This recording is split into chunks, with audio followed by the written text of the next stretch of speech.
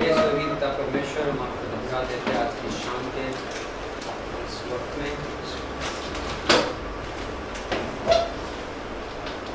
आपका वचन कहता है कि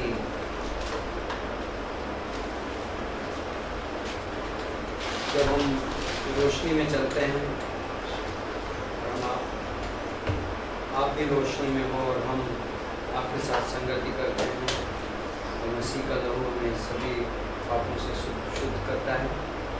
ये सच्चाई है। और जब तक हम धोए ना जाएं तो हमारी आपके साथ कोई संगति नहीं। आपने पतरस से कहा कि ये जरूरी है कि मैं तुम्हारा पाँव धोऊं, तब मेरा तुम में हिस्सा होगा। आज की शाम हम आपके वचन को अप्रोच करते हुए जस्ट एक सेंस ऑफ रेवरेंस, एक सेंस ऑफ वर्शिप, आराधना के उस भाव में आपके वचन की ओर आदर, respect towards your word. And आपका वचन कहता है कि आप उनकी ओर देखते हो जो आपके वचन पर ठुकराते हैं। सो आज हम वैसे होना चाहते हैं, हम आपके सामने नम्र होना चाहते हैं और हम कुछ ऐसा ग्रहण करना चाहते हैं जो अब तक हमने नहीं जाना है। और हम विश्वास करते हैं कि पवित्र आत्मा वो काम आज करेगा। इस समय आपके हाथ में देते हैं यीशु मसीह के नाम से, आमीन। तो welcome to class number 18, right? And this is your second last class. Next week will be last class of this semester and next week हम आइज़ाया ख़त्म करेंगे इन प्रॉफिट मीका की किताब। So be ready, read your last chapters of Isaiah and then Micah. Okay, so now few questions from the last few classes. Historical interlude, ऐतिहासिक मध्यांतर, right? In chapter 36 to 39, 36 से 39 में उसका parallel passage कहाँ पे है? Do you remember?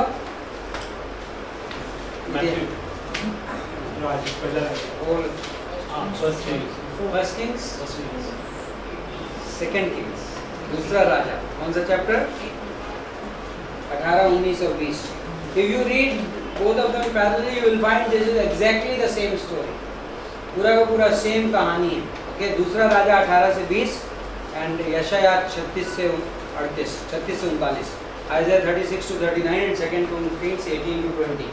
Okay, so who wrote Kings? राजाओं की किताब किसने लिखी थी?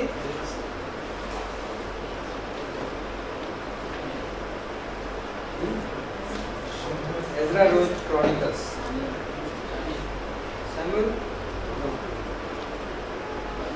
और Jeremiah, I think Jeremiah road.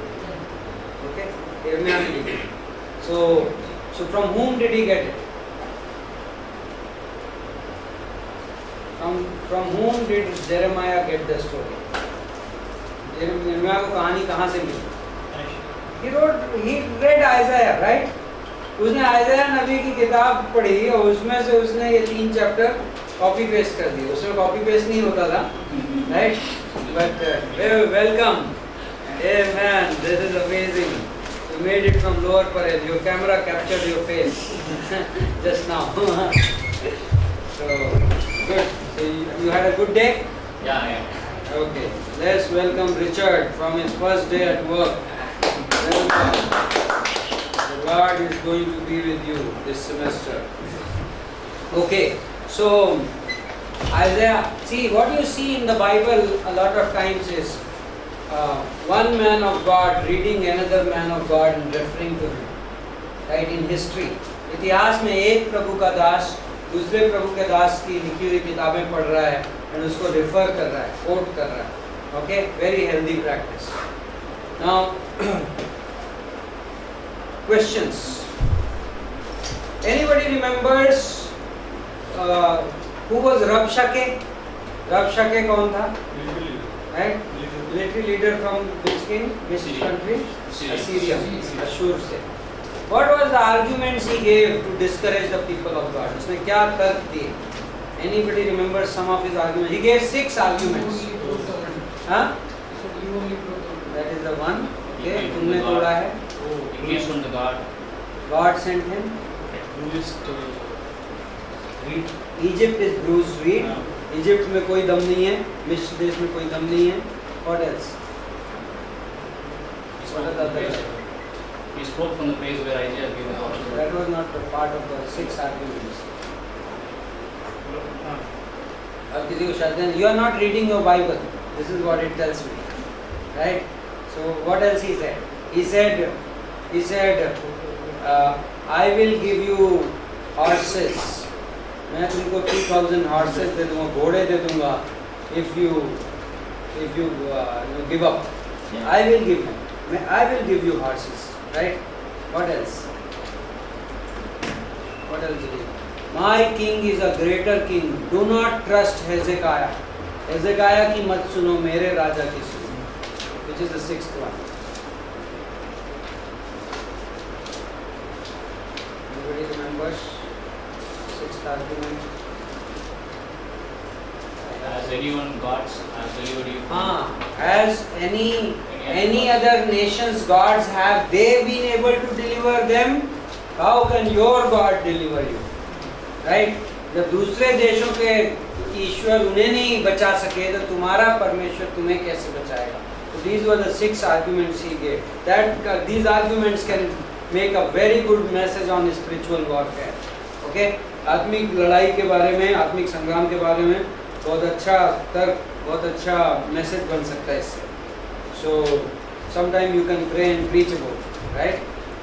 Now, what was Hezekiah's sin? Hezekiah fell sick, right? Sin unto physical death. मौत तक जा रहा था अपने पाप की वजह से.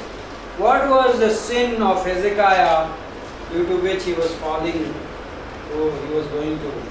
He showed the Babylonians the failure of Trying This happened later. He tried to He paid bribe to Assyria. उसने अशूर को घूस दिया. He sent the gold and silver from the temple to the king of Assyria.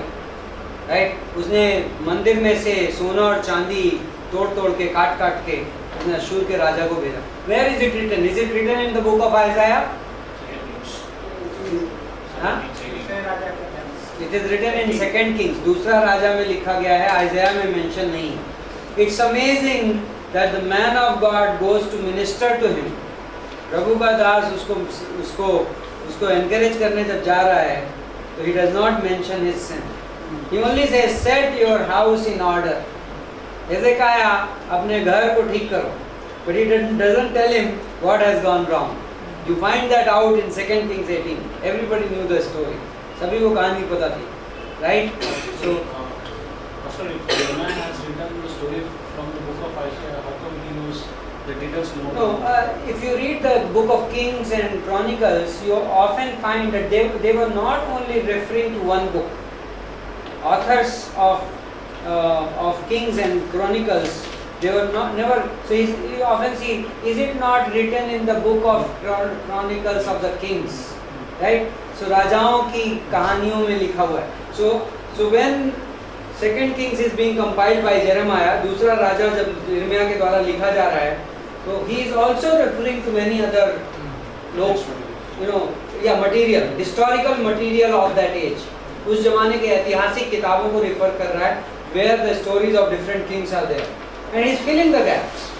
So Jeremiah feels it appropriate to mention the sin of Hezekiah, right? Jeremiah, what is the purpose of 2 Kings? I'll tell you why he wrote it. दूसरा राजा का book का purpose क्या था?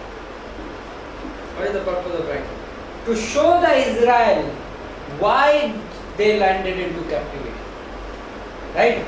Israel को ये दिखाना कि वो गुलामी में कैसे पहुंचे. How does the book of Kings end?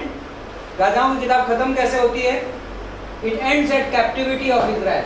Judah and both Israel and Judah land up into Babylon. आखिर में ये बेबीलोन पहुंचा. So Jeremiah पूरी कहानी एक्सप्लेन कर रहा है कि तुम लोग ये बेबीलोन में गुलामी तक पहुंचे कैसे. What were the sins involved, right? So in his context that suits. Right? उसकी कहानी में वो ये घटना सूट करती है, उसने लिख दिया. But when Isaiah is writing about Hezekiah, he doesn't write. Hezekiah जो बोलता है, Hezekiah set your house in order, अपना घर ठीक करो. Right? I think that was good enough for him to tell Hezekiah and then says let's pray to God. चलो प्रार्थना करते हैं. And God did amazing miracle. God gave him 15 years more. परमेश्वर उसको 15 साल एडिशनल देता है. It's a very good lesson on sensitivity of a man of God. परमेश्वर के दास की संवेदनशीलता. when we talk to people, जब हम लोगों से बातें करते हैं, we don't try to show our knowledge, right? हम अपना ज्ञान दिखाने की कोशिश नहीं करते. a lot of times you may know a lot. कई बार आपको बहुत कुछ पता रह सकता है. but if you are a man of God, you are sensitive to the person's capacity whom you are speaking. आप जिस आदमी से बात कर रहे हो उसकी क्षमता की ओर आप संवेदनशील होते हो. आप हर चीज जाके नहीं बोलते. And at that moment Hezekiah did not need to hear what he had done because most probably he already knew it. हेजेकिया को उस वक्त ये सुनने की जरूरत नहीं थी कि उसकी गलती क्या थी, क्योंकि ये संभव है कि उसे अपनी गलती पता थी. हेजेकिया को ये सुनने की जरूरत थी कि Hezekiah, God is not done with you. परमेश्वर के पास तुम्हारे लिए अभी भी योजना बाकी है. Right? So that's amazing. Remember, have a grace conversation with people. लोगों से अनुग्रह की बातें करें. Right? That is what ministry is all about. Like सेवकाई का मतलब ये है, because a lot of times things may happen around you which may be negative in nature. आपके आसपास चीजें होंगी जो कि नकारात्मक हैं, निराशाजनक हैं, and then you don't want to be too focused on them even if you have the information. हो सकता है आपको पता भी है. Like there may be people in the church or maybe people outside who are negative towards you, and what if you know it? कई बार लोग होंगे जो आपकी ओर नकारात्मक हैं and हो सकता है आपको पता भी हो.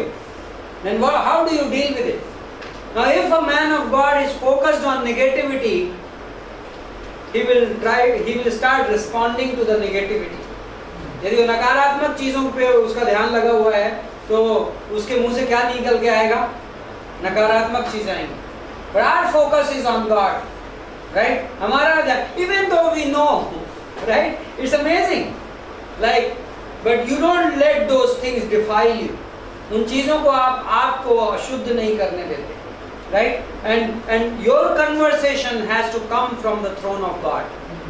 आपका जो वार्तालाप है वो कहाँ से आना चाहिए? परमेश्वर के सिंहासन से आना चाहिए.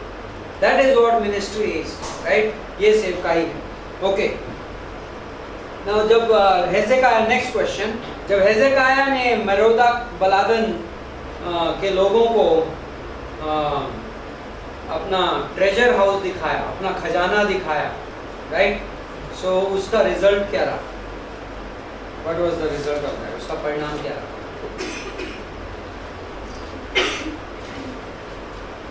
You forget? You don't remember? You don't read? He said Babylon is coming. Babylonians will come and make you captive.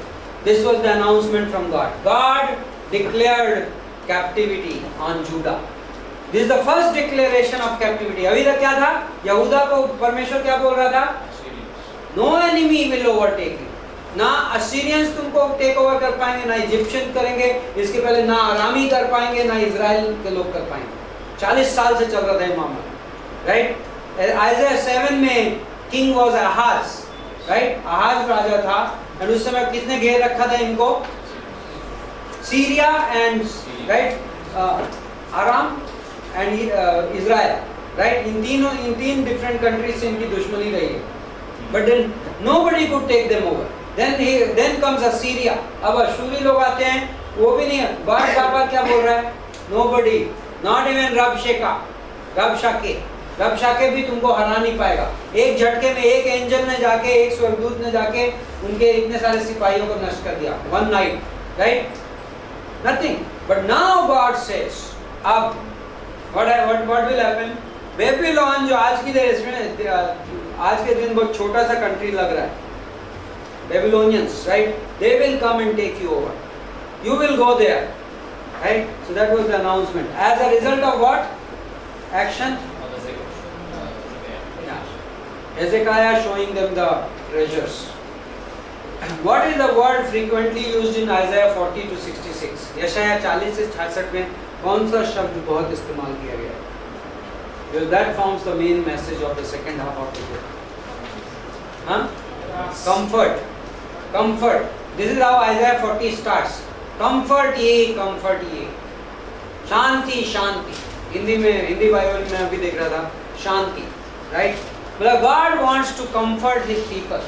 परमेश्वर अपने लोगों को शांति देना चाहता है, राइट? आराम देना चाहता है. यशाया के फर्स्ट हाफ में क्या है? पीक क्या है? 38-39 में क्या अनाउंसमेंट किया गया? Judgement, captivity. जूडा पे कैप्टिविटी होगी, बेबीलोनियंस आएंगे. बट देन उसके बाद 40 ऑनवर्ड्स क्या है? मैसेज ऑफ कंफर्ट, शांति का संदेश. Okay, last question, then I move to today's class. Why is it important to differentiate between Israel as the servant and Jesus Christ as the servant? Israel भी दास कहा गया है और यीशु मसीह भी दास कहा गया है. इन दोनों में फर्क करना क्यों जरूरी है? Any answers? Why is it important? The Jews in Israel, they still are unable to differentiate. Yes. Jews have this argument, especially in context of Isaiah 53. Now, Yeshaya 53, if you know the chapter, what is it? What is it the prophecy of? Yeshaya 53 किस चीज की भविष्यवाणी है? Jesus Christ dying on the cross. यीशु मसीह का सूली पे मरना. हमारी थियोलॉजी का probably one of the most important Old Testament revelation, Isaiah 53 verse 6, right? He was pierced for our transgressions. वो हमारे पापों के लिए बेधा गया. He was rejected, but the main part is he was pierced for our, हमारे पापों के लिए. That is the key word. Like, why did he die on the cross? वो सूली पर क्यों मरा? हमारे पापों के. This is like in the whole of Old Testament probably the most important revelation, right? And if you take Isaiah 53 to a Jew, यदि आप यशाया 53 एक यहूदी को ले जाके दिखाओ. Now if you read Isaiah 53, you will think that every Jew should get saved, right? यशाया 53 को पढ़ के ऐसा लगता है कि हर यहूदी को उद्धार में आ जाना चाहिए. इतना क्लियर है, इससे ज़्यादा क्लियर क्या हो सकता है? But if you go to a Jew with Isaiah 53 and you ask them, यशाया 53 को लेके जाओ आप Jew के पास और उनसे पूछो, what is this? ये क्या है? आप जीसस पे क्यों नहीं बिलीव करते? Why? Like, it's so clear, right? What will they say?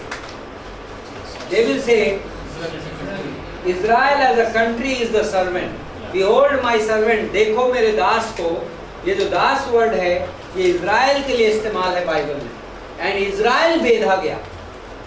Israel इंसान के पापों के लिए कंट्री बेधी गई. Okay? That's what they think. Like the Israel was. So okay. Let's go. So now today's most important thing which we will cover is 5 servant songs. Now in this portion of Isaiah 40 onwards, यशाया 40 के बाद से जो हिस्सा है उसमें आइज़ाया का focus आप सडनली देखते हैं, it is on Jesus Christ. यशाया का ध्यान किस पे है? यीशु मसीह पे. एंड ही राइट्स 5 सॉन्ग्स, 5 गीत लिखता है यीशु मसीह के बारे में. पहला गीत हमने पिछले क्लास में पढ़ा था, राइट? कहाँ पे? यशाया 42 में. Remember that? Sunday we did rap session also on that, right? Behold my servant, मेरे दास को देखो, राइट? एंड देन मेरे चुने हुए को देखो, my chosen in whom my soul delights, जिस पर मेरा जी प्रसन्न है. Isaiah 42 verse 1. And then why are you calling these as songs? These are prophecies. You know, in Hebrew literature, most of these prophecies are, we see them written as a prose, but in Hebrew they are actually written as poetry. Yeah. So ये कविता के गीतों के रूप में लिखे गए. So even book of Job for example, It comes in the category of poetry. So these are songs. These are called, in theology they are called servant songs. Now इसमें एक वो था. Now how do you know? How do you prove to a Jew? किसी यहूदी को आप कैसे साबित करो कि this servant is not the country, Israel as a country, it is Jesus Christ. The word he. Huh? The word he. He, No, and also he can be one. He will bring forth justice to the nations. He will bring forth justice to the nations. Israel has never been able to impact the Gentile nations in any way. Israel देश कभी भी अन्य जातियों पे कोई भी प्रभाव आज तक नहीं लेके आ रहा है. जबकि रिपीटेडली इन गानों, इन सर्वेंट सॉन्ग्स में, इन गीतों में रिपीटेडली हर गीत में उसका इम्पैक्ट जेंटाइल्स पे क्या है ये बार बार उभर के आता है. Right. In the whole, in fact in this whole section Isaiah 40 to 66, यशायाह 40 से 66 में one thing is very prominent. God is calling out to gentiles. परमेश्वर बार बार किसको बुला रहा है? अन्य जातियों को. Now, until now, Israel was used to being called chosen nation. Israel को God बुलाता था बार बार, right? But now you see, Gentiles are listen, O coastlands. ए द्वीपों सुनो. Now, what does coastland mean? द्वीप का मतलब क्या होता है? Is Israel a coastland? Coastland means द्वीप. Yeah. क्या इज़राइल एक द्वीप है? Is it an island? No. So God is calling the islands. What does that mean? परमेश्वर बोला दुनिया के कोने-कोने, from Mauritius and Philippines and Indonesia to all the way to West Indies, right? God is saying सुनो, right? पूर्व से पश्चिम तक के सारे द्वीपों सुनो. So God is calling out to Gentile nations. Through whom? Through His servant Messiah. वो अपने दास मसीहा के द्वारा. So, but Israel has never played that role. Israel ने कभी भी वो भूमिका अदा नहीं की है. Israel has never evangelized the nations. Israel ने कभी भी दुनिया के राष्ट्रों की, Israel has always rejected the Gentiles. आमतौर पे इज़राइल क्या है? अन्य जातियों को अपने से दूर रखने का आदी. Actually, there is a portion in Jesus says to Pharisees, you go 7 millions and make a person pure and make him twice as liable for abuse as you are. Yes. Maybe they preached to them that also. No, they did. There was a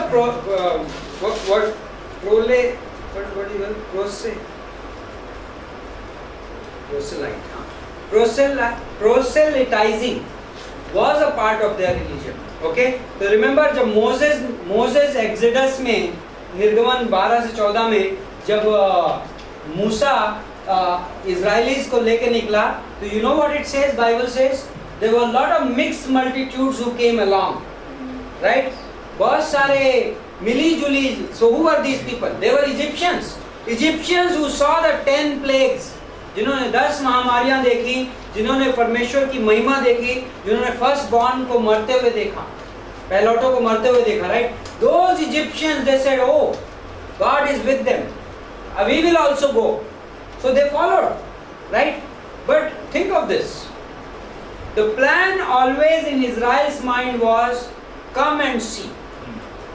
Plan was never go and preach, right? योजना पुराने नियम में like इजरायलियों के mindset से हमेशा योजना क्या थी? आओ और देखो. If somebody came and got impressed with their God, they were willing to proselytize them. वो उनका परिवर्तन करने के लिए तैयार थे. But they were not going out actively to call out people. Israel never went and called out, oh Gentile nations, हमारे God के पास आओ. This was never part of the plan, right? Like Israel कभी, हम क्या कर रहे हैं आज? We are actually going out and calling people to Christ, right? हम बाहर जाते हैं और लोगों को बुलाते हैं. Now servant, behold my servant, जो दास है यहोवा का, he is going to like impact Gentiles in that way. वो अन्य जातियों को इस तरीके से पुकारेगा. Israel has never done it. And also, if justice को हम literally ले लें, he will bring forth justice to the nations.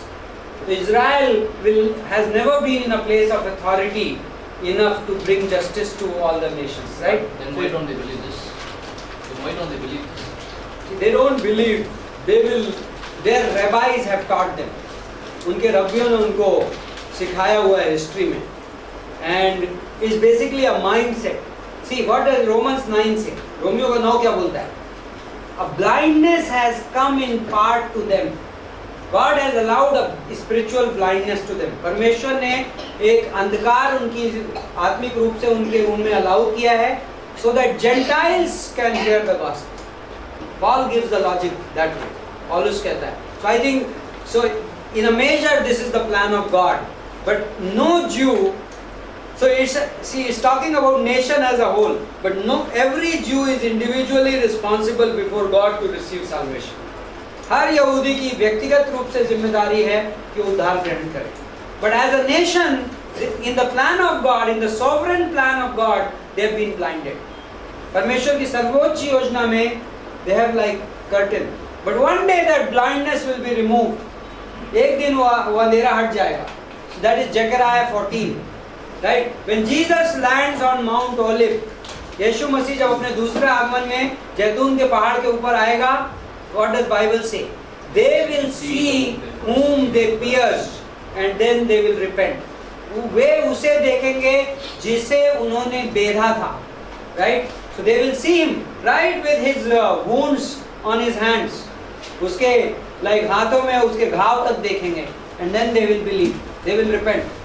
Pastor, there is a portion in Acts when Paul teaches that every Sabbath they read this Psalm, Isaiah 53, part of the Sabbath. Do they? Yeah, in Acts, Paul quotes. Really? I don't think so. It is written. Yes. We can check, but I believe it is opposite.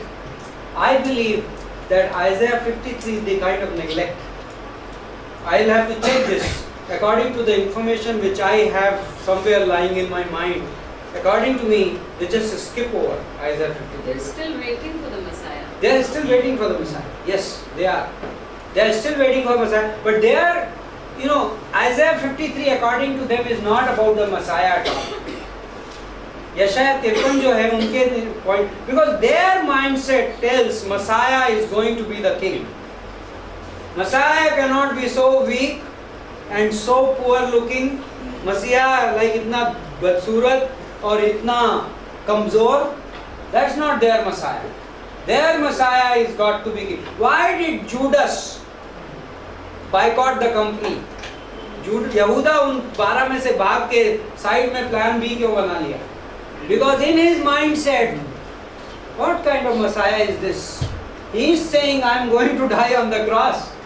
Most probably he joined the group thinking, I will be one of the ministers in the kingdom.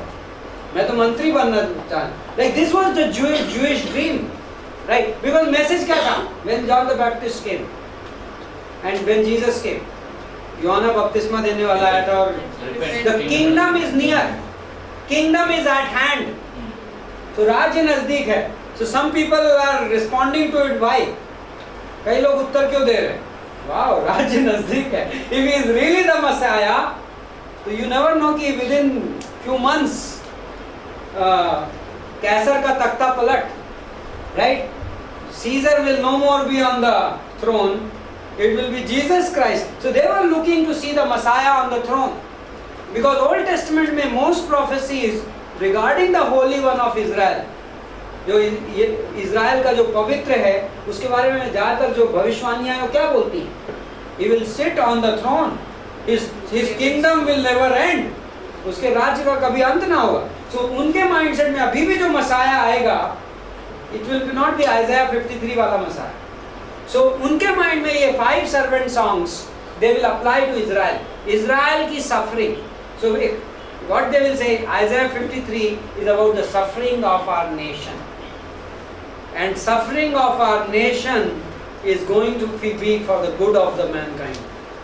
हम सताए जा रहे हैं दूसरों के भले के लिए. This is and when our Messiah will come, he will have revenge. In their mindset, when Messiah आएगा, वो बदला निकालने वाला है.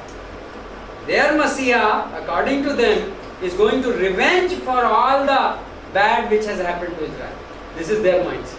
Okay, so Isaiah 42. Now,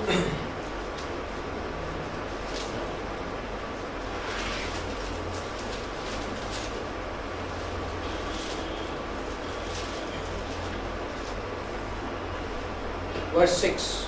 I am the Lord, I have called you in righteousness. मैं यहोवा हूँ और मैंने तुम्हें धार्मिकता में बुलाया है. I will also hold you by the hand and watch over you. मैं अपने हाथ में तुम्हें रखूँगा और तुम्हारा ख्याल रखूँगा. And I will appoint you as a covenant to the people, as a light to the nations. Who is talking to whom? Father talking to the Son. पिता पुत्र से बातें कर रहा है. मैं तुम्हें इस दुनिया के लिए, nations. So the servant is being given to whom? ये दास किसके लिए दिया गया है? Whole world. This is not acceptable to Israel. Like Israel's perception of मसीहा ऐसा नहीं है. मसीहा आएगा तो हमारे लिए आएगा. But what is God saying? My servant, I am giving you as a covenant. मैं एक वाचा के तौर पे दे रहा हूँ. Right? किसको? To all the nations. And as a light to the world. And Jesus claimed to be that, right? Yeah. मैं तुम्हें इस राष्ट्रों के लिए रोशनी दूंगा. John 8 में what did Jesus say? I am the light of the world. मैं जगत की ज्योति हूँ, right? So, and then verse 7 में टू अंधों को आँख देने के लिए, open the blind eyes, and then जो गड्ढे में पड़े हुए हैं, बंदीगृह में बंद हैं, उनको आज़ाद करने के लिए, right? And जो लोग अंधेरे में हैं, उनको रोशनी देने के लिए. And I am the Lord, that is my name. मैं यहोवा हूँ और वो मेरा नाम है. And I will not give my glory to another. अपनी महिमा मैं किसी को नहीं दूंगा. Now today we were talking in the class before this. What is the primary purpose of God in the history? इस पूरे दुनिया के इतिहास में परमेश्वर का मुख्य मकसद क्या है? And we were discussing some deep theological issues, like there is something called covenant theology. Okay? एक कुछ धर्मशास्त्री हैं जो वाचा संबंधित धर्मशास्त्र कहते हैं, कवेनेंट थियोलॉजियंस बोलेंगे, जो कि डिस्पेंसेशंस में बिलीव नहीं करते, जो व्यवस्थापन में बिलीव नहीं करते, जो ये नहीं मानते कि इस दुनिया में गॉड ने डिफरेंट टाइम पीरियड्स में डिफरेंट तरीके से काम किया है. ओके, सो कवेनेंट थियोलॉजियंस का से यदि आप ये सवाल पूछो, what is the purpose of this world, इस दुनिया का मकसद क्या है, what is God doing in this universe, so what they will say is to the salvation of the chosen people. इस दुनिया में, which sounds like a good answer, इस दुनिया में चुने हुए लोगों का उद्धार, but that is not God's primary purpose, even though that is the purpose, right? वो परमेश्वर का मुख्य मकसद नहीं है. What is the primary purpose of God in this universe? परमेश्वर का मुख्य मकसद क्या है? None of them should. हाँ? None of them should be lost. Everybody should. No, that's not his primary purpose. That's what I'm saying. To receive glory. My glory, God's glory.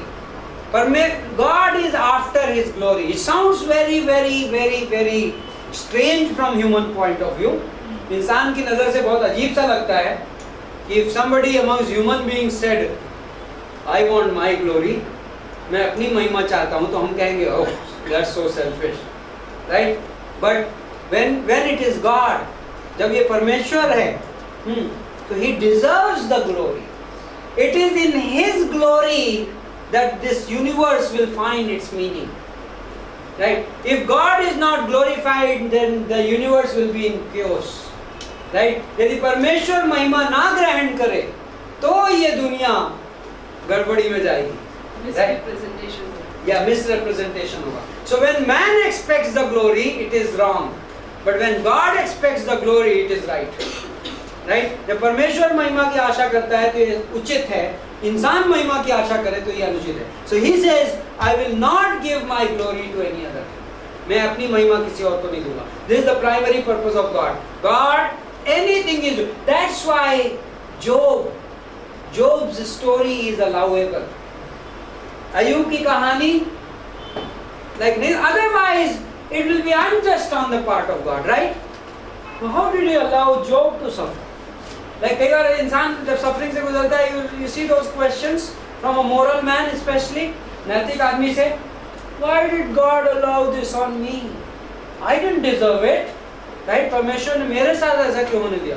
Problem in that thinking is that you think that justice to you is the primary aim of this universe to exist. आपके साथ न्याय हो, ये इस दुनिया का मुख्य मकसद है. But that's not true. So sad to tell you that. Right? दुख की बात यह है कि इस जिंदगी का मकसद आपके साथ न्याय हो. That is not the primary purpose of this universe. इस दुनिया का मुख्य मकसद नहीं. इस दुनिया का मुख्य मकसद है glory be to God. परमेश्वर की महिमा.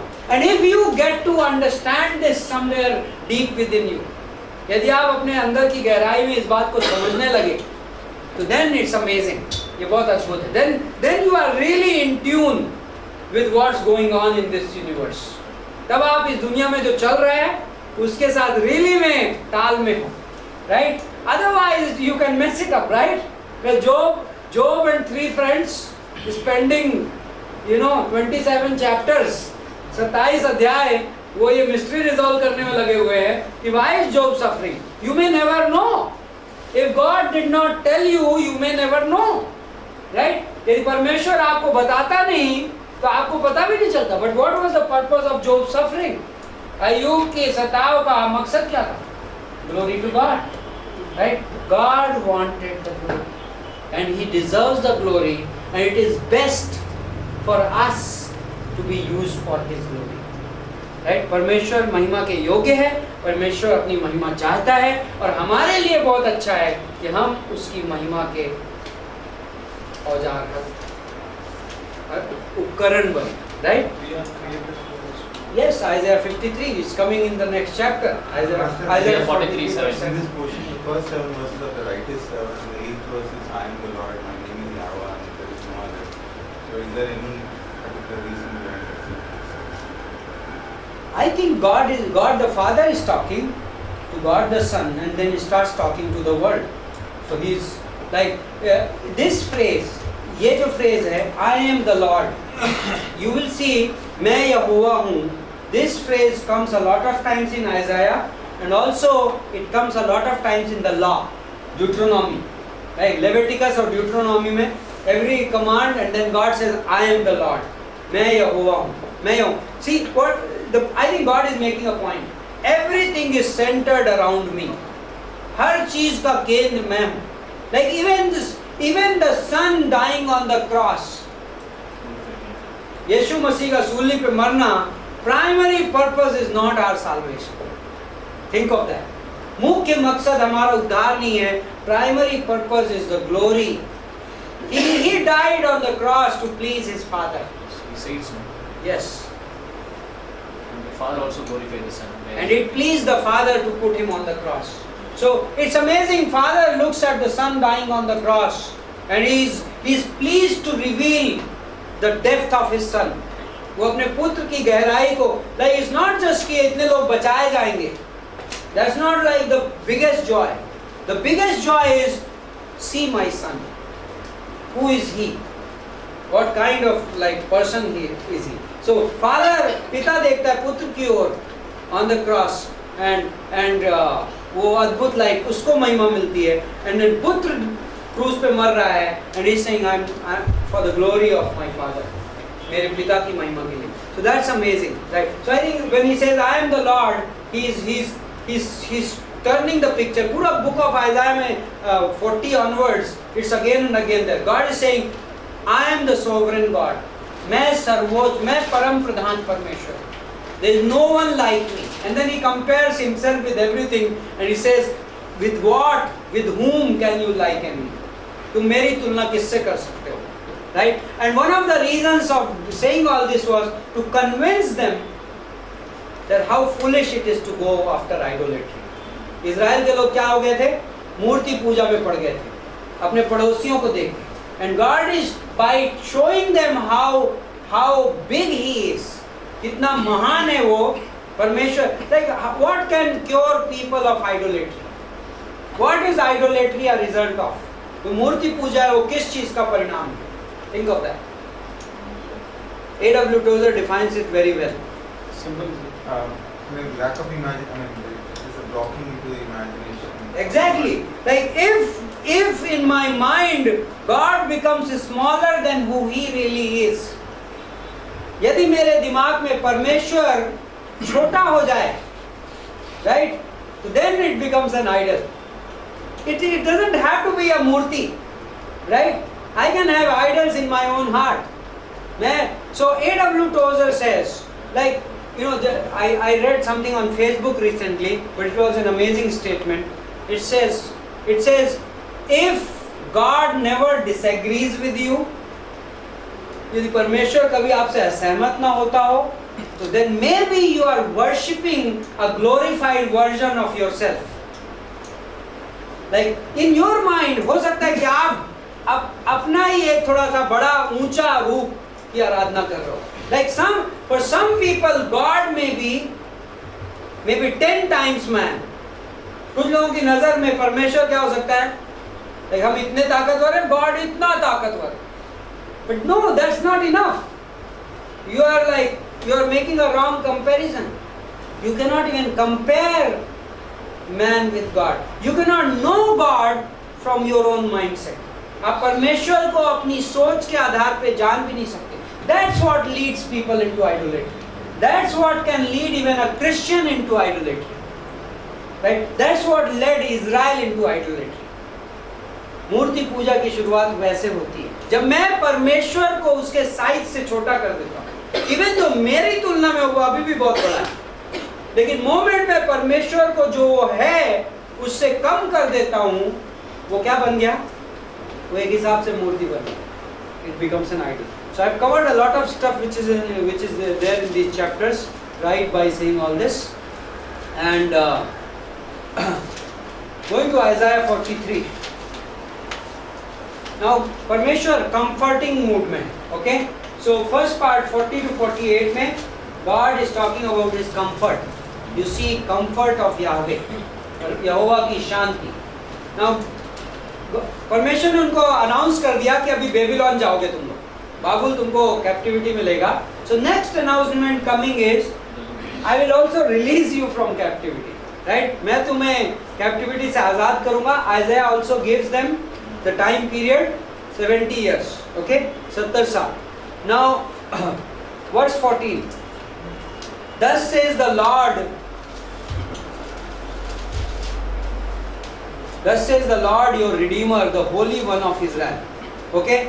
तुम्हारा छुड़ाने वाला और इज़राइल का पवित्र यहोवा यूं कहता है.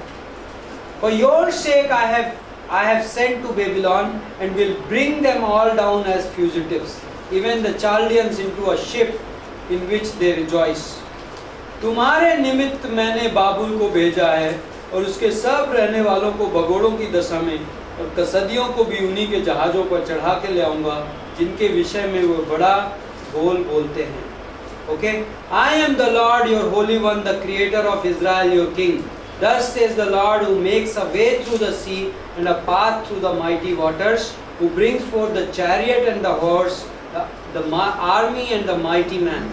They will lie down together and not rise again. They have been quickened, quenched and extinguished like a wick.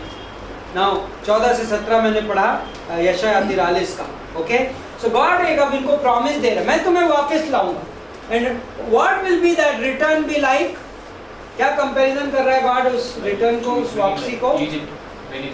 Exodus, निर्गमन. When they came from Egypt, they came through the Red Sea, right? लाल समुंदर से. It was a miracle, right? Red Sea was a miracle. निर्गमन 14, Exodus 14. It's a miracle which Israel remembered for long time. Why is God reminding the next return with that Exodus? In a way, God is telling them there will be a second Exodus. दूसरी बार एक ऐसी चीज होने वाली है जो almost in the order of miraculousness, चमत्कार के दृष्टिकोण से ये almost उस लेवल की होगी. Now, this is a like double reference prophecy. दो मेंशन वाली prophecy है. पहली बार, when did they return? 70 साल के बाद एज़रा, जेरुब्बाबेल एंड नेहमाया के अंडर में, right? Books of Ezra and book of Nehemiah. But there is another return being talked about. What is that return? Salvation. Return to Israel, actually. This is a literal return. Yeah. For, From not Babylon even to 1948. Babylon. 1948 is basically the inauguration of that return. उसका उद्घाटन है. The final return for Israel will be in the kingdom. When the millennial is established, अभी Jews कहाँ हैं? दुनिया के कोने-कोने में. They will be all. So I agree with you that 1948 unification of Israel as a nation. 1948 में Israel देश का निर्माण, like एक होना, हाँ, अपने आप में वही बहुत बड़ा चमत्कार है. क्योंकि सन 70 के बाद, after 70 AD, there have never been a sovereign nation. Israel was not a nation in the map of the world. Only in 1948, 1948 में, after the World War II, United Nations declared them a sovereign nation. Right? संयुक्त राष्ट्र ने उन्हें एक गणतंत्र देश घोषित किया 1948 में.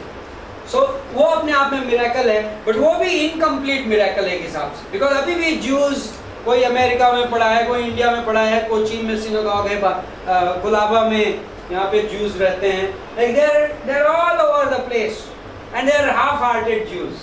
They are like, most of them are liberals now. They don't even open their Torah. वो अपना पुराना नियम भी खोल के नहीं पढ़ते, right? But then there is a day coming. God is saying it will be almost like Exodus. Like they will come from everywhere. Now this description is amazing. ये कब होने वाला है? When Jesus Christ comes again. यीशु मसीह जब दूसरी बार आएगा, they will come from wherever. They will not want to live anywhere. They will be really coming back to Israel. So this is the description of that. ये उसका new Exodus. You can call it नया निर्गमन. Okay? There is a new Exodus which will come. So verse 19 में, if you see, behold, I will do something new. परमेश्वर कह रहा है, देखो मैं कुछ नया करूँगा. Now it will spring forth. Will you not be aware of it? I will even make a pathway in wilderness, rivers in the desert. So right, परमेश्वर कह रहा है, even जंगल में से रास्ते मैं निकाल दूंगा, and you will come. What does pathway in the desert mean? जंगल में रास्ते का क्या मीनिंग है? Like impossible तरीके से लोग आएंगे, right? So that is a future event. हाँ. 21. The people whom I formed for myself will declare my praise. वे लोग जिन्हों मैंने अपने लिए बनाया है, वे मेरी प्रशंसा करेंगे. It's again talking about Israel. God बोल रहा है, उस दिन इज़राइल मेरी रियल में प्रशंसा करेगा. They will glorify me. But right now, verse 22. Yet you have not called on me, O Jacob, but you have become weary of me, O Israel. पर तुमने मुझे नहीं पुकारा है, याकूब, और तुम मुझसे थक गए हो. Last 2 weeks we have been talking about the subject of fainting in the race, right? दौड़ में थकने के विषय में. And ये बहुत अद्भुत है. When people faint, they don't give glory to God. जब लोग थकते हैं तो परमेश्वर को महिमा नहीं देते. And this can happen to believer, right? Like एक विश्वासी के साथ हो सकता है. And so this is what it happened to Israel also. And verse 25,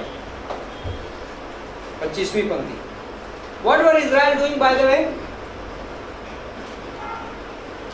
Verse 24 में दिया हुआ है.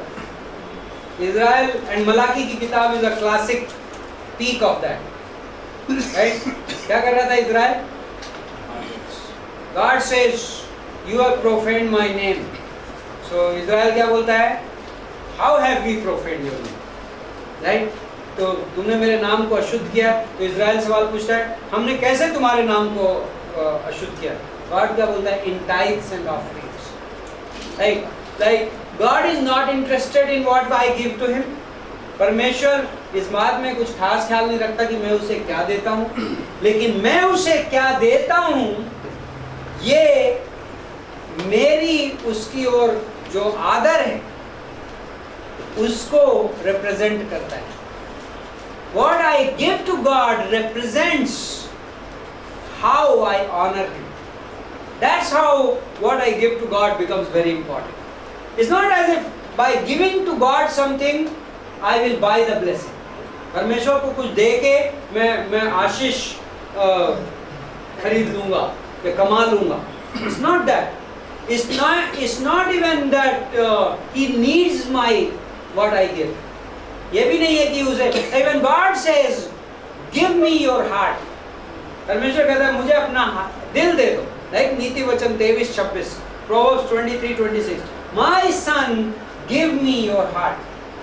मेरे बेटे मुझे अपना क्या दे दो? दिल दे दो. I mean, this is where it begins.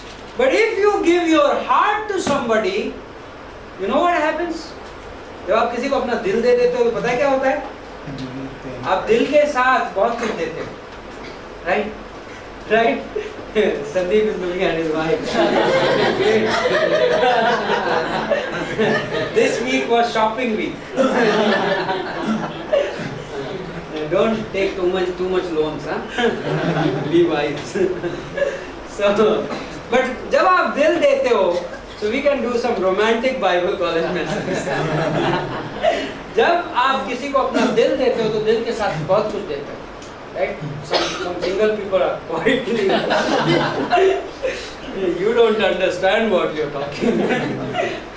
जब आप दिल देते हो, when you give your heart, you give a lot more, right? And that's what happens.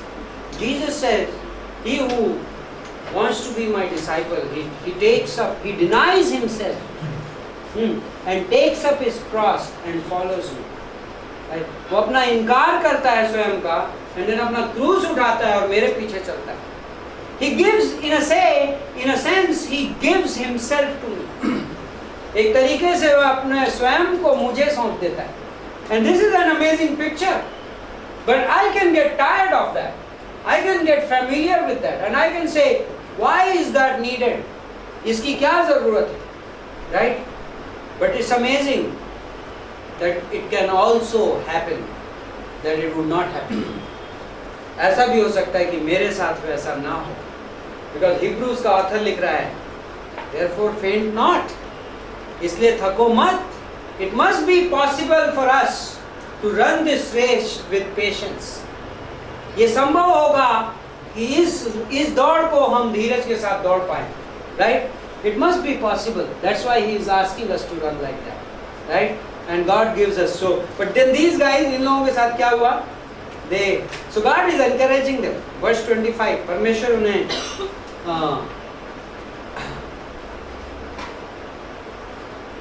I even I, मैं. You know when God says, God repeats something, it's called double salutation. God repeating something twice in a sentence. परमेश्वर किसी चीज को दो बार बोलता है एक वाक्य में. You know why is it said? Stress. Like God is stressing that fact. परमेश्वर उस बात पे जोर दे रहा है. Remember, Simon, Simon.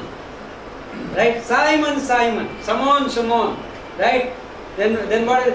Verily, I say unto you. Right? Right? Where else you see? Where else? Comfort. Huh? Comfort. Huh?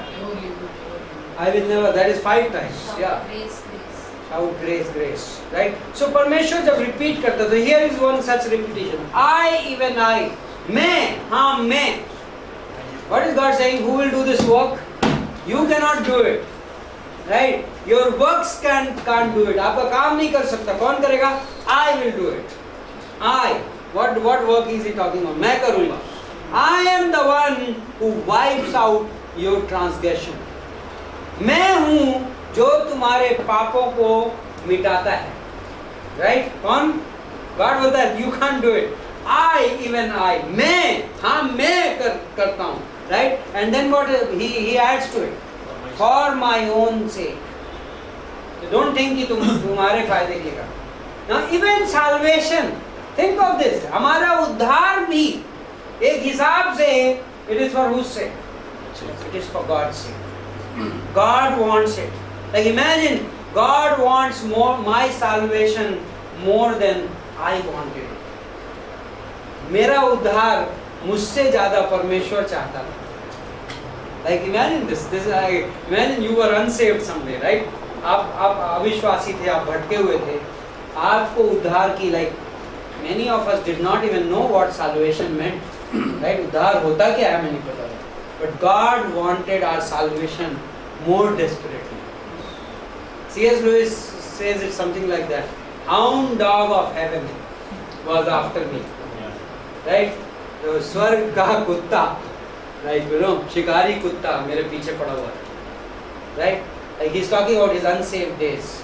C.S. Lewis is a great, like awesome professor. He was in Oxford, and amazing. So, like God was behind me. God was, like Holy Spirit was running after me, right? So मैं हूँ मेरे नाम के लिए, and I will remember, I will not remember your sins. मैं तुम्हारे पापों को याद भी नहीं रखूंगा. This is not just a New Testament concept, by the way. ये सिर्फ नए नियम का सिद्धांत नहीं है. God is telling Israel, this is the nature of God. Like, if people do not understand this in their theology, somewhere in their theology they will go wrong. This is an important concept. ये बहुत important खास बात है. परमेश्वर बोलता है मैं तुम्हारे पापों को याद भी नहीं रखूंगा. So that has to change a lot of doctrines. यदि परमेश्वर ये सच बोल रहा है, if he means it, then what happens? He doesn't remember anybody's sin. हबाकुक 1:17, हबाकुक 1:17. What does it say? God, you are so holy that you cannot behold sin. परमेश्वर आप इतने पवित्र हो कि आप पाप की ओर नजर भी नहीं कर सकते. Why is it that a holy person cannot behold sin?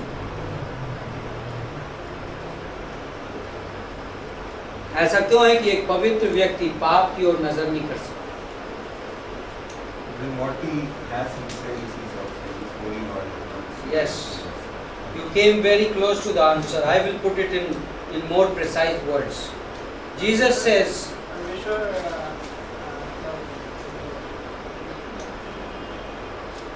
बुराई और पाप कराची का नहीं है. yes, नहीं, correct, आप सही हो. But listen to this. If whatever I see goes into my mind, मैं जो भी देखता हूँ वो मेरे कहाँ पे जाता है? मेरे दिमाग में जाता है. And whatever I think, whatever a man thinks, so is he. जो भी चीज एक मनुष्य सोचता है, where is that verse?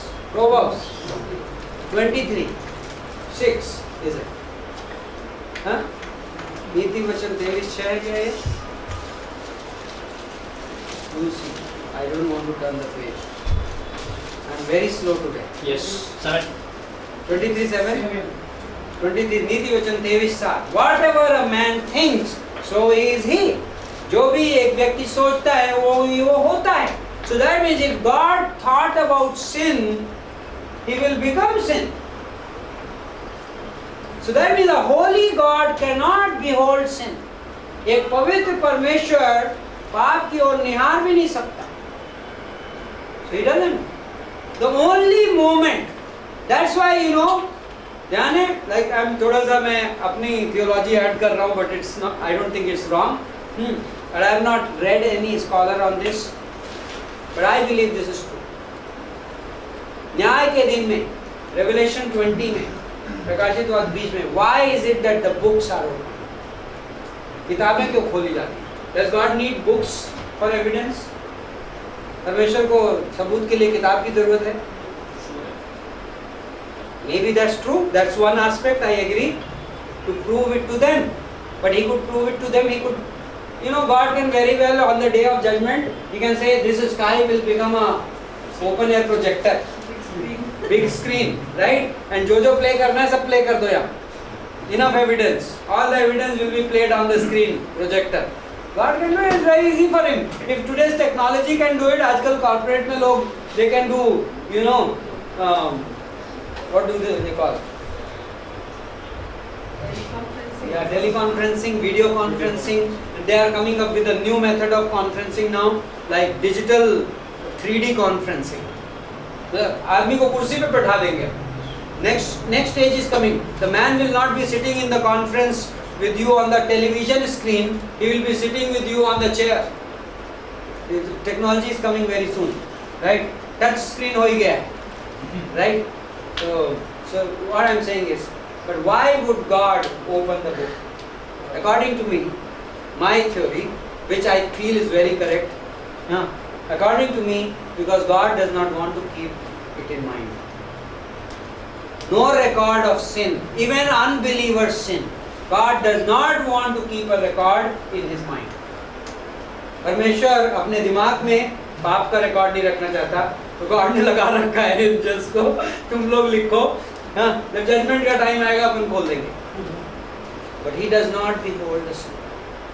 वो पाप की ओर नजर भी नहीं करता, right? So it's amazing now, so much more. A believer. Also, in the previous semester, I don't remember the verse, but it was about the book where it will be written and it will be blotted out the Greek word. Yes, blotted out. Yes. In fact, यहाँ पे भी it's the same mention. He will wipe out. Verse 25 जो अपन पढ़ रहे हैं, He wipes out your transgression. So that means पाप जो है only cut off नहीं किया जा रहा है, cancel out नहीं किया जा रहा है. पाप कैसे किया जा रहा है? Wiping out. Again, it's not just a New Testament concept. Right from Old Testament, God's method of salvation कैसा है? He wipes out your sin. And this should teach us how to live. ये हमें सिखाता है, हमें like what should I carry about myself in my own head? मुझे अपने सिर में अपने बारे में क्या कैरी करना चाहिए? If God does not remember my sin, then how much more I should also not remember my sins. Right? परमेश्वर मेरे पापों को याद नहीं रखता, मुझे भी मेरे पापों को याद रखने की जरूरत नहीं है. And nobody should be reminding anybody's sin. And we parents are so guilty sometimes, I feel. माँ बाप ना, like, you know, कई बार हम बच्चों से कैसे डील करते हैं, कई बार 3 दिन पहले भी तुमने ये किया था. Come on, that's not needed, right? Friendships, relationships, how do we deal husband wives? Bad application, really real bad. Historical, getting historical in relationship, ऐतिहासिक हो जाते हैं, पुरानी बातें करने लगते हैं. This is so natural and so normal. And like godliest people get into it. Right? It's easy to preach and very difficult to practice. Right? But imagine if I understood the nature of God that way. यदि मैं परमेश्वर के स्वभाव को उस तरीके से समझता, मैं कहता, I refuse to entertain the memory of sin, either of mine or of anybody else. Right? Like मैं किसी के भी पापों की याददाश्त को, चाहे वो मेरी हो, चाहे किसी और की, मैं पापों की याददाश्त को अपने दिमाग में कैरी करने से इनकार करता हूँ. Right? I think that should be amazing. That will make us amazing Christians. Right? And there will be tremendous liberty. बहुत आज़ादी के साथ लोग जी सकते हैं. There will be tremendous understanding of love. प्रेम को समझना बहुत अद्भुत हो जाएगा. Right? If we live like that. So amazing. Let's go to Isaiah chapter 44. यशायाह 44 में जाते हैं.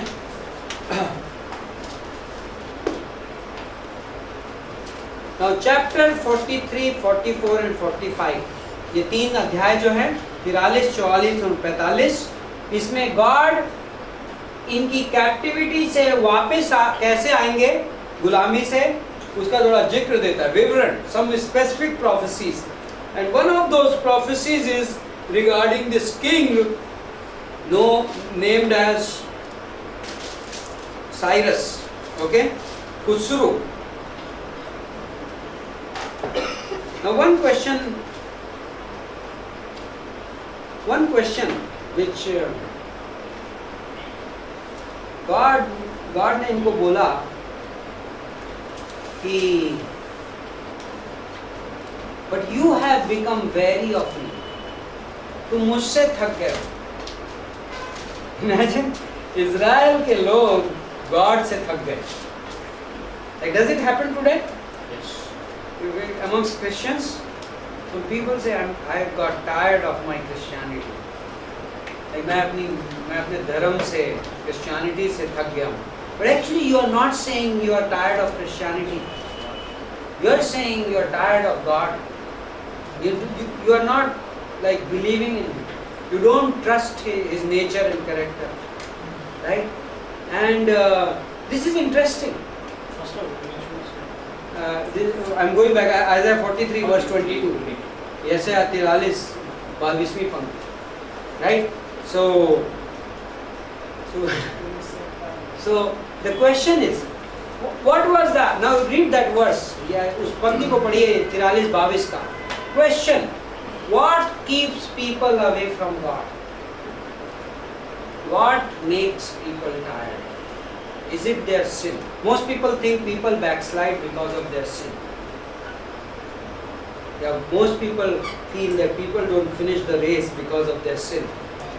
पाप की वजह से. And legalistic Christians are very sensitive towards like other people's sin especially.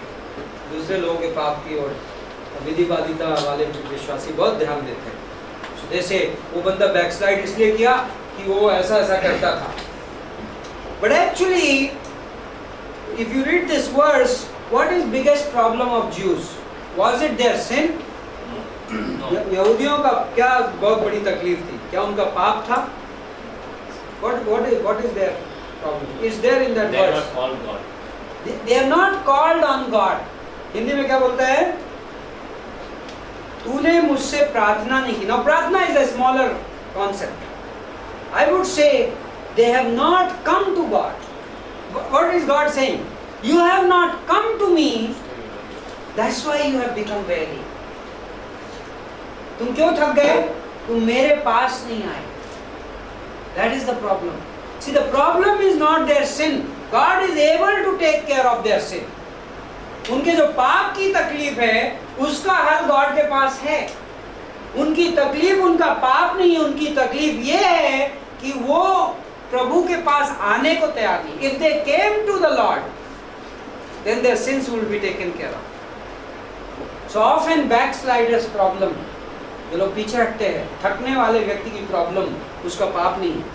थकने वाले व्यक्ति की प्रॉब्लम ये है, he is not willing to come to the source where he can be strengthened, right? Unwillingness to come. Okay, now 44 का verse 28. Now God is talking about परमेश्वर उनको, of course 44 में verse 22, 44 का 22, again it's the same verse, I will wipe out your sins. फिर से वही सिद्धांत है, मैं तुम्हारे पापों को मिटा दूंगा. And then he gives an example also, like a thick cloud, right? मोटा क्लाउड आता है तो पीछे मून भी हो, दिखना बंद हो जाता है, right? Covered. Same way I have covered your sin, I have wiped out. अभी दिखने वाला नहीं. Now then he says shout for joy, right? आनंद मनाओ, right? That's what he says.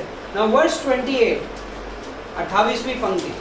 It is I who says of Cyrus, he is my shepherd and he will perform all my desire.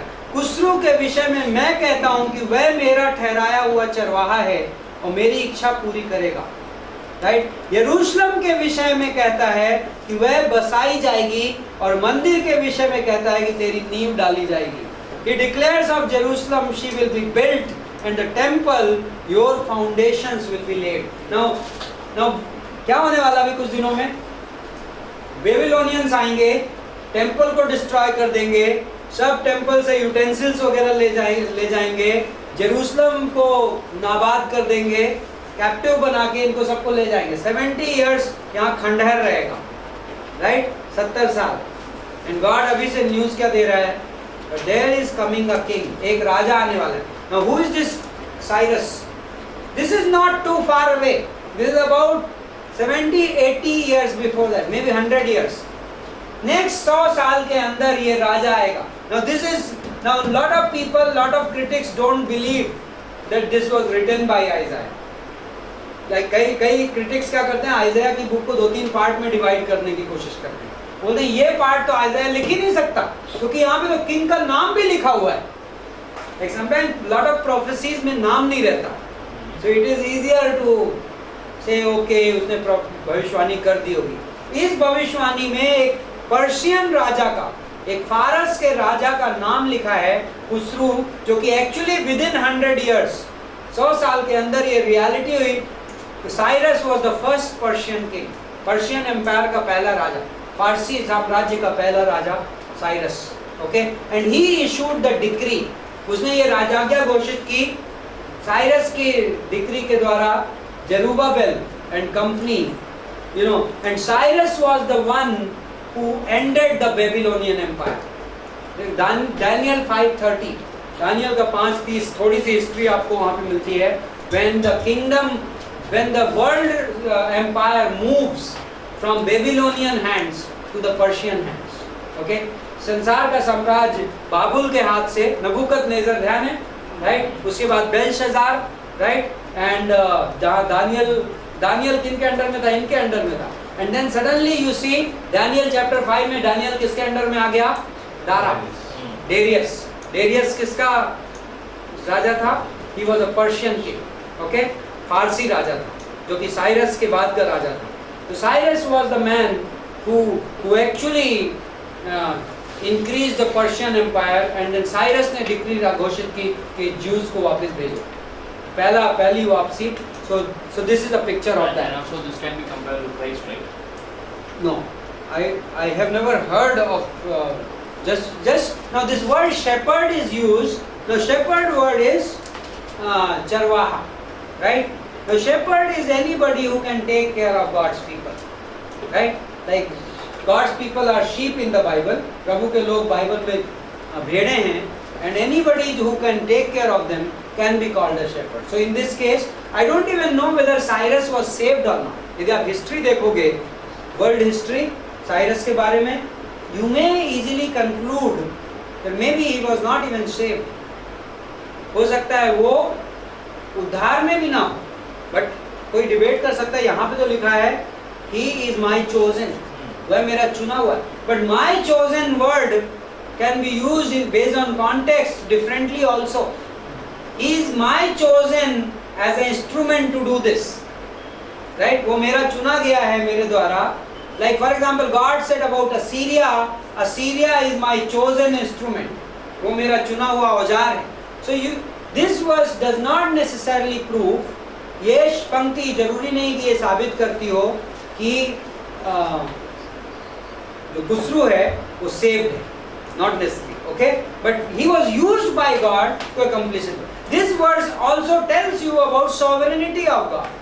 परमेश्वर की परम प्रधानता के बारे में बताती है, सर्वसत्ता के बारे में बताती है कि परमेश्वर इस दुनिया में किसी को भी इस्तेमाल करके कुछ भी कर सकता है, right? So he can use an unsaved king. He can use Narendra Modi, by the way, right, to revive the church. And that's what I'm praying for, right? And he Acts, the sons of Shiva were used for glory of Jesus Christ. who Sons of Sons of Shiva, the Sons of Sceva, yes, correct. Yes, yeah, anybody. God can use anybody. Balaam was used to preach on behalf of God some of the most finished work messages from the book of Numbers. Like गिनती की किताब में अनुग्रह भरे संदेश, right? Like I will not remember their sins, वहाँ पे भी था, right? मुझे whom I have blessed, no one can curse. जिसको मैंने आशीष कर दिया उसको कोई भी शापित नहीं कर। So amazing messages by Balaam. Balaam was most people believe he was an unsaved man. वो तांत्रिक था basically. He was not a man of God. There is a debate amongst the scholars कि really में वो, because he really has a revelation from God, right? But on the other hand, he is a tantric, because झूठ की किताब में it says sins of Balaam. बिलाम के पापों में मत involve, right? But What is Jesus said same way that you prophesied in my name, but still you are not. Yeah, it's possible. It's possible. So, okay, आगे बढ़ते हैं। Isaiah 45 हो गया। Yeah, 45. Yeah, 45 is continuation. Yeah, 45 की कुछ verses आप पढ़ेंगे, so mostly you will find कि इसी सिद्धांत पे जिक्र है। Now chapter 46 and 47, 46 और 47 में अगेन गॉड इन लोगों को डांट लगाता है मूर्ति पूजा के बारे में. ओके, परमेश्वर लाइक चैप्टर 40 से मूर्ति पूजा कंसिस्टेंटली सब्जेक्ट है. How many songs you have? Only one. Only one. I will go to the songs right in the end of the class today, and we have a handout here, so you can keep your handout ready. But so God's sovereignty, परमेश्वर की like against the idolatry, God over and over again presents His sovereignty. जो मूर्ति पूजा के विषय में जब God बात करता है तो गॉड क्या बातें कर रहा है? मैं परम प्रधान परमेश्वर हूँ, मैं सबसे ऊंचा हूँ, मैं सिंहासन पे हूँ, मैं इस दुनिया का राजा हूँ और इस दुनिया में जो कुछ भी करना है वो मैं करता हूँ. This is God's message. Okay, this idols are nothing. ये मूर्तियां कुछ भी नहीं है. Right, this is what God said. ये तो तुम इंसान ने हाथ से बना ली, ये तो उसी लकड़ी से 3 टुकड़े करता है, एक को आग जलाता है, खाना बनाता है, दूसरे की मूर्ति बना लेता है और जब ठंडी लगती है तो आग लगा के गर्म कर लेता है. So God is saying, come on, how can you compare me with that wood? तुम मुझे लकड़ी से. So the message is very simple. So Isaiah 46 and 47 में ये है, and God is also saying to them, तुम्हें बचाने वाला कौन है? Who is the one who saves you? These idols can't save you. ये मूर्तियां तुम्हें नहीं बचा सकती, ये अपने आप को नहीं बचा सकती. उनको तुम खा जाते हो, उनको तुम जला लेते हो. But I am the one who saves you. मैं तुम्हें बचाता हूँ. Right? But Israel कभी वापस नहीं आया. Right? ये सब मैसेजेस आइज़ाया ने दिए, but did they come back? क्या वे वापस लौटे? They didn't come back. Now, in the second part, 49 to 57, 49 से लेके 57 में यहाँ पे हैं सर्वेंट सॉन्ग्स. 4 सर्वेंट सॉन्ग्स इस पोर्शन में हैं, and this portion has a theme salvation of Yahweh. Okay, and this portion में primarily first advent of Christ discussed है, यीशु मसीह का पहला आगमन. Okay, so there are 4 servant songs, and one by one very quickly we will go to 4 servant songs, and like पहला वाला हमने cover कर लिया है, दास का गीत पहला यशाया 42 में था. आपके हैंडआउट्स में एक पेज है, यहाँ ऊपर पेज नंबर 17 लिखा हुआ है, and no I don't know आपके इस हैंडआउट में क्या है. I am carrying a different set. But now 5 servant songs of Isaiah. Okay, now all these songs are about the मसीहा, मसीहा के बारे में ये सारे गीत. ओके, कौन? यीशु मसीह के बारे में. Okay, they are futurist, they are prophetic, ये भविष्यवाणी के तौर पे हैं. वो मसीहा के गुणों के बारे में कुछ बताते हैं. Now, पहला वाला आइज़ाया 42 में इट वाज द इंट्रोडक्शन, परिचय था, मसीहा होगा कैसा. Okay, now he will be quite. Right, वो अपनी धौंस नहीं दिखाएगा, अपनी ताकत नहीं दिखाएगा, वो सड़कों पे अपनी आवाज नहीं उठाएगा. राइट, वो न्याय करेगा, लेकिन अलग तरीके का न्याय करेगा. सो दैट वाज यशाया 42. वो कोमल होगा, वो नम्र होगा, जेंटल होगा. राइट, वो टूटी हुई सर्कट को नहीं तोड़ेगा और टिमटिमाती हुई लौ को नहीं बुझाएगा. Right, that was the message. Bruised reed he will not break, and smoking flax he will not quench. Right, he will be gentle. That's Isaiah 42 verses 1 to 6. Now second one पे हम आते हैं, Isaiah 49 1 to 13. यशाया का 49वां अध्याय. Okay, now this is where it begins. किसको call दी जा रही है 49:1 में, यशाया 49:1 में? Islands, right?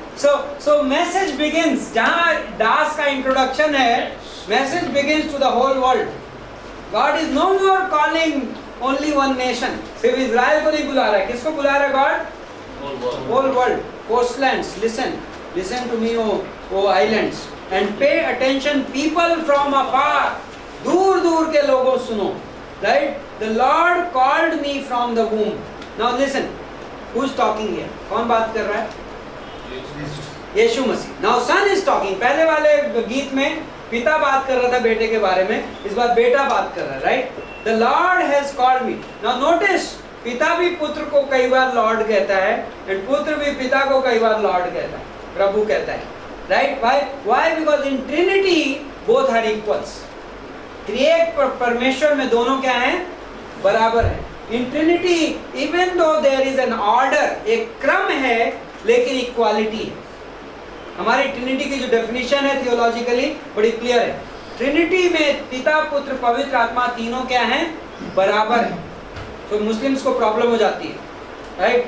तुम्हारा यीशु या जेहोवा विटनेस को भी कि यीशु परमेश्वर कैसे हो सकता है? वो तो कहता है कि मैं पिता जो कहता है वो करता हूँ, राइट? पिता कहता है वो करने से, या पिता की मैं आज्ञा मानता हूँ, राइट? सो आज्ञा पालन के द्वारा उसने सताए जाने के द्वारा उसने आज्ञा पालन सीखा। He learned obedience through suffering. Now ये सब वर्सेस देख के वो कहते हैं he must be smaller, but that's not true, right? He is equal.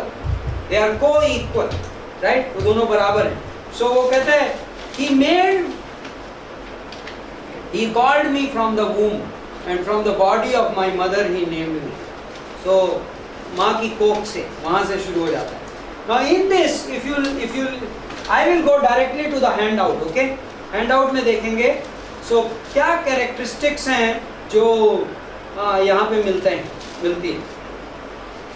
यशाया 49:1-13, Israel will reject the first coming of the Messiah. Israel मसीहा की पहले आगमन का तिरस्कार करेगा, right? And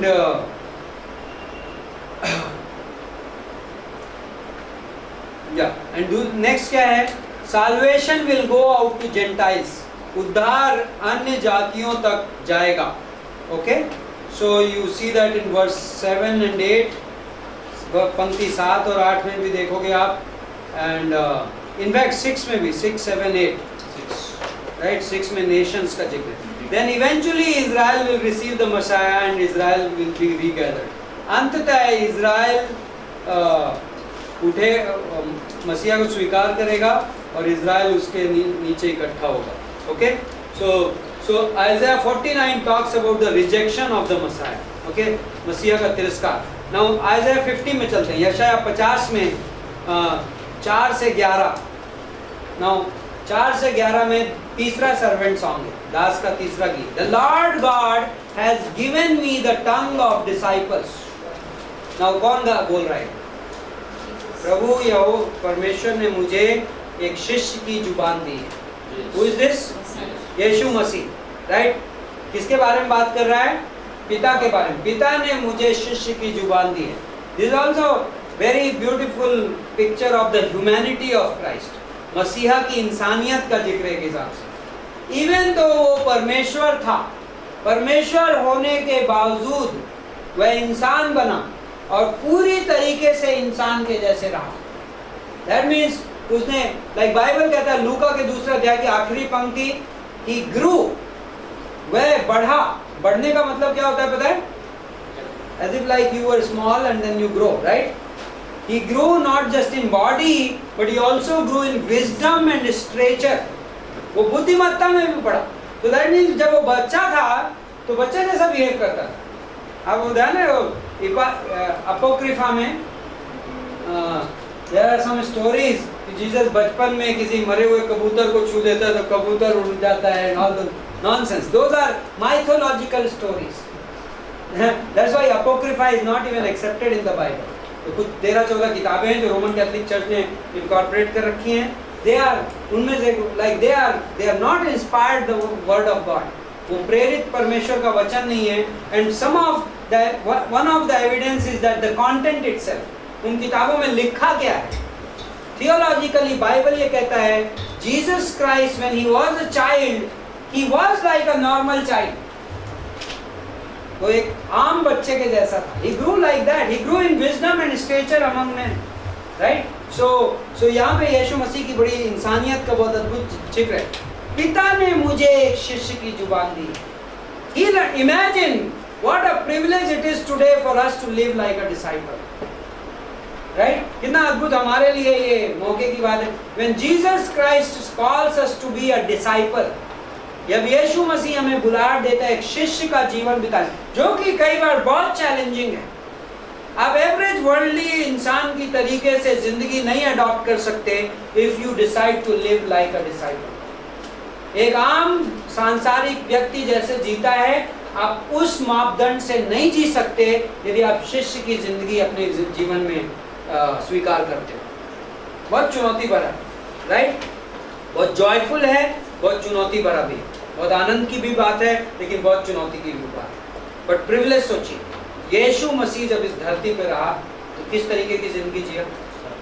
life of a disciple, एक शिष्य की जिंदगी, right? My father has given me a tongue of a disciple, right? Disciple की एक जुबान होती है, and then so this portion according to our हमारे इसके हिसाब से this is a training of the servant, ये उसका प्रशिक्षण है। So Jesus Christ as a Messiah, यीशु मसीह एक मसीहा के तौर पे जब धरती पे आया तो उसने, उसके पिता ने उसे प्रशिक्षण दिया। And what all thing he trained? जुबान दी। Like what does it say about उस जुबान के बारे में? That I may know how to sustain the weary one with the word. मैं किसी भी किंग जेम्स बोलता है to speak the word in season. समय के अनुसार शब्द बोलना सीखो। What does a disciple do?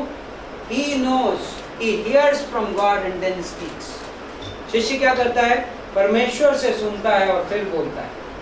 Our lives are not random. हमारी जिंदगी अधाधुन में नहीं चल रही है, right? When somebody comes to us, like even in ministry, I don't like reading those pastoral books. कई मार्केट में like Christian book stores में किताबें हैं pastors के लिए, pastors manual, एक है कौन सा shepherd staff, किसी ने मुझे दिया था, मैंने एक दो बार खोल के देखा, and then with all due respect to everybody, right? I cannot learn pastoring from a book. Like if I have to learn pastoring this book and the Holy Spirit, ये किताब और पवित्र आत्मा, and I am not saying this out of arrogance and pride, मैं बहुत किताबें पढ़ता हूँ, and मैं बहुत godly men को respect से देखता हूँ, उनके पीछे चलता हूँ, but I am saying like it can never become a formula. कभी like every situation is different, every individual is different. हर हालात अपने आप में अनोखी है, हर व्यक्ति अनोखा है, एंड आप फार्मूले नहीं लगा सकते क्रिश्चियनिटी। आप ये नहीं कह सकते ऐसी सिचुएशन होगी और ऐसा होगा तो मैं ऐसा करूँगा। It never works. I don't like those marriage books. I have had xeroxes of everything. They give you premarital counseling this questionnaire, like this counseling ये question. No, I'll just sit and talk with you. Let's talk heart to heart. Let's eyes to eyes. Let's believe in the filling of the Holy Spirit, right? पवित्र आत्मा की परिपूर्णता में विश्वास करते हुए Holy Spirit will have something unique to talk to you today, right? Word in season बोलते हैं उसको, right? समय में शब्द, and then he says he opens my ear every morning. वो मेरे कान खोलता है उसको. This is another thing about the life of a disciple. Our mornings are very precious to us. Right? हमारी सुबह हमारे लिए बहुत कीमती है, because God opens. Trust me, I still struggle. बीच में आजकल मैं बहुत दिनों अपने रूटीन की बात नहीं कर रहा हूँ, because I think these days like I have tough time waking up on time, right? फिर से मेरी रूटीन खराब हो रही है, but I'm awake in late night. But I'm saying like if you will desire, यदि आप इच्छा रखोगे तगड़ी, गॉड मुझे सुबह जगना सिखाओ और आपके साथ टाइम स्पेंड करना सिखाओ, God will train you, like really train you. It will happen. And I have never been like मेरी जिंदगी के मेजर हिस्से में I have not been a morning person, right? I still, given in my control, I am still a night person. अभी भी मेरी wife से कई बार मेरी इस बात पे वो हो जाती है, she will say why every time you confess कि सुबह पढ़ने में ज़्यादा मजा आता है, and why still you insist on studying in the night? क्योंकि सुबह वाला बहुत रिस्की लगता है। यदि नींद नहीं खुली तो क्या होगा, राइट? अलार्म धोखे दे जाते हैं। जब नींद तगड़ी लगी हो तो अलार्म धोखे दे जाते हैं, इवन फेथफुल वाइफ भी धोखा दे जाती है, बिकॉज वो तो उठाएगी लेकिन वो आपको उठा के फेंक नहीं सकती. You are sleeping like an elephant. You just like nothing can help you, right? So these days are those days. So but what I am saying is, but if I desire, I say, God, my morning is precious to me. Like यहाँ mention of morning is amazing. Jesus Christ के बारे में बोलता है, he rose up early in the morning and went to the mountain. Like a booklet अपने यहाँ, right? Meeting God every morning. You cannot deny that fact. You know, one of the things I'll tell you, I think we'll close here and बचे हुए servant songs हम अगले week में करेंगे.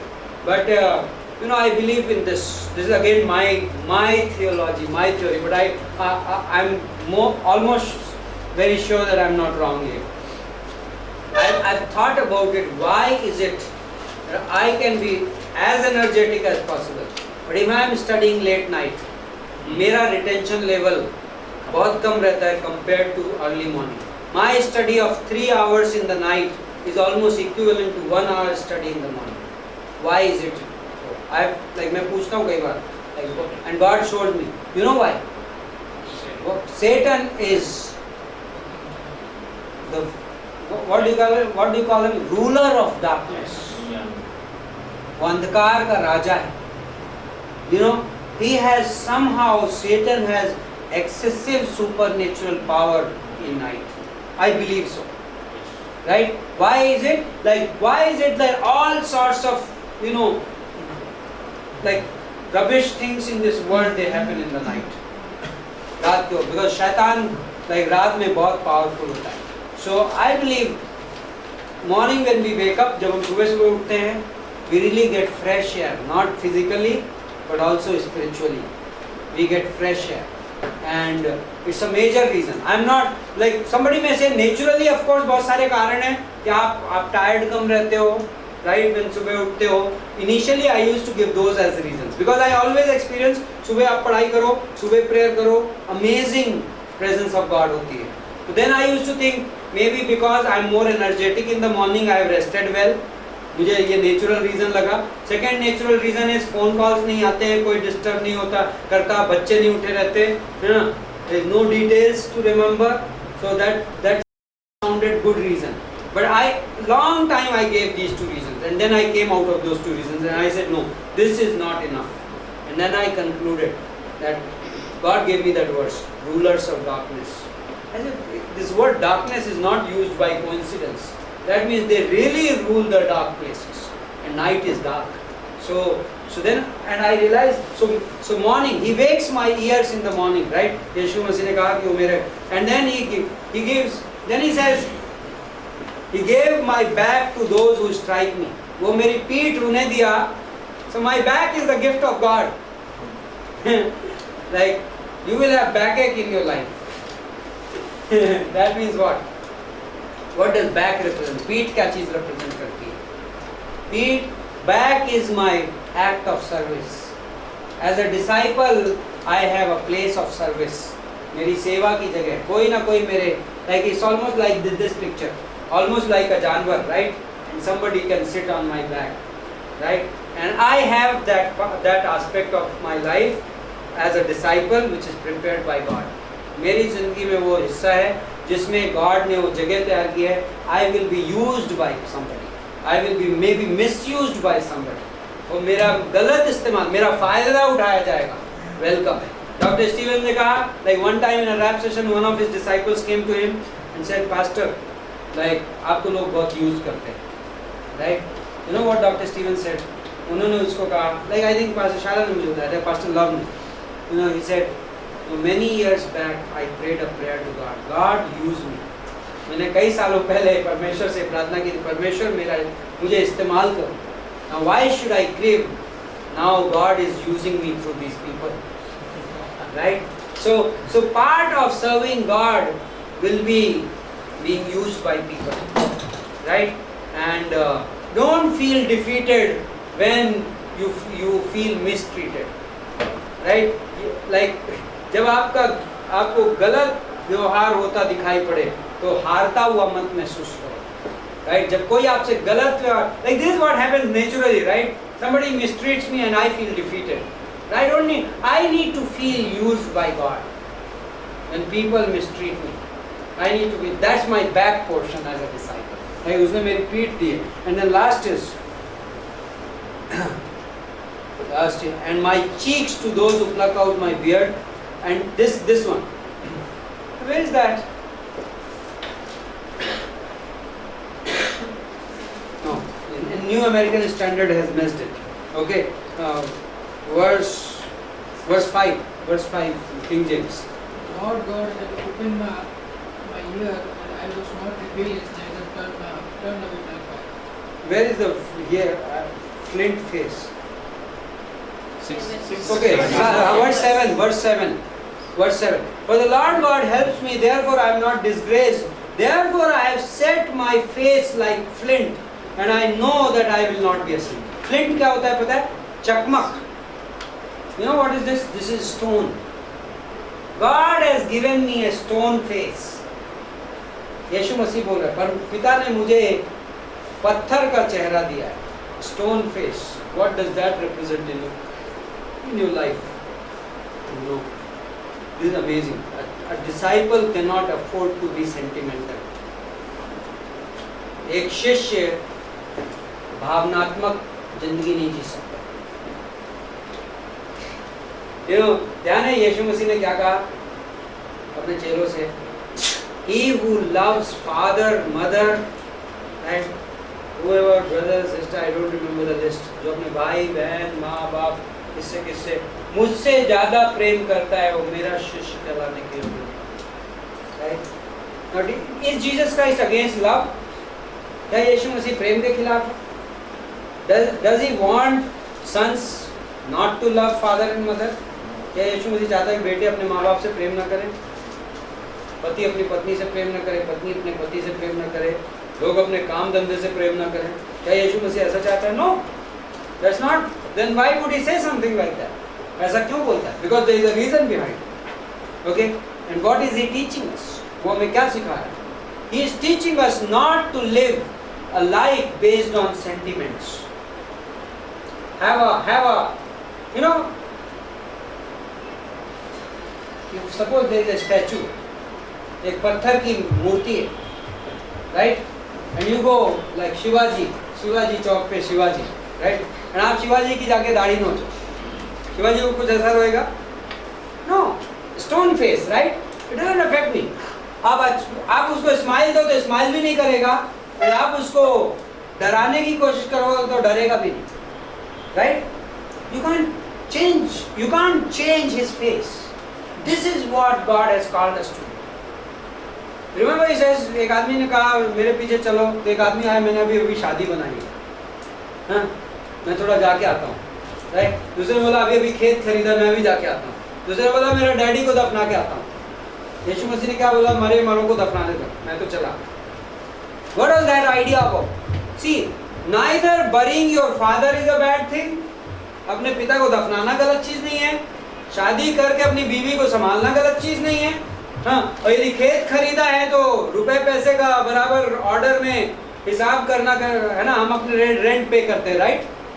Month के and पे मकान मालिक को हम ये नहीं बोल सकते हम डिसाइपल है रेंट नहीं पे करेंगे, right? So all this is right, but then why does he say this, that he is not worthy of me? Because he is saying you have to learn to live where none of these things can impact you, your focus in following me. Yeah, so ये जो दुनिया की जो right चीजें हैं जो मैंने तुम्हें दी हैं, they are my gift to you. ये चीजें तुम्हारे जो मेरे पीछे चलने का जो तुम्हारा ट्रैक है उसको डिस्ट्रैक्ट नहीं करना चाहिए. Like a stone face cannot be moved. You can't make it smile. You cannot make it sadder, and you cannot make it happier. So good things happening in my life cannot distract me from following Christ, and bad things happening in my life cannot equally distract me from Christ. तो मेरी जिंदगी में, so I as a disciple I learn, एक शिष्य के तौर पे मैं ये सीखता हूँ कि मेरी जिंदगी में गुड और बैड दोनों चलता रहे, but I am still going to follow Christ. And thank you, Lord, that if good happens, right? Thank you, Lord, if promotion happens and I get a little extra money, and thank you, Lord, if accident also happens. Both ways, I am going to continue following you. That's the life of a disciple. That's what Christ did, right? That's what is training. So 2 songs बचे हैं. So I don't think I will do Micah next week. Micah नहीं करूँगा. We will close Isaiah next week and then it will be over. Next semester we will begin with an exam. So आपका 1 महीने का break है. So enjoy your break by going through what you have studied, because right in the beginning of next semester will be an exam based on this whole semester. Okay, so that आपको अगले 1 महीने, because prophets की book if you will read them now, यदि आप जो आपने किताबें पढ़ी अभी आप इनको पढ़ेंगे, then you will retain it in a big way, right? 6 years later you will still say, oh मैंने 2014 में prophets की किताब पढ़ी थी. Okay, so read it in the next. 15 minute late today. परमेश्वर हम आपको धन्यवाद देते हैं आज की शाम के लिए, आपके अनुग्रह के लिए और इस क्लास के लिए, और यहाँ के सारे स्टूडेंट्स के लिए, मंडे इवनिंग के स्टूडेंट्स के लिए, जो स्टूडेंट्स क्लास छोड़ चुके हैं उनकी ज़िंदगी के लिए, क्योंकि हम विश्वास करते हैं कि आप उन्हें ताकत दोगे और उनकी ज़िंदगी में अद्भुत काम होगा, और हम सब की ज़िंदगी में अद्भुत काम होगा, और हम इन जो चीज़ों को जो सीख रहे हैं उन्हें हम रिटेन करेंगे, एंड वो हमारे आपकी योजना में हमारे काम आएंगी. यीशु मसीह के नाम से आमीन.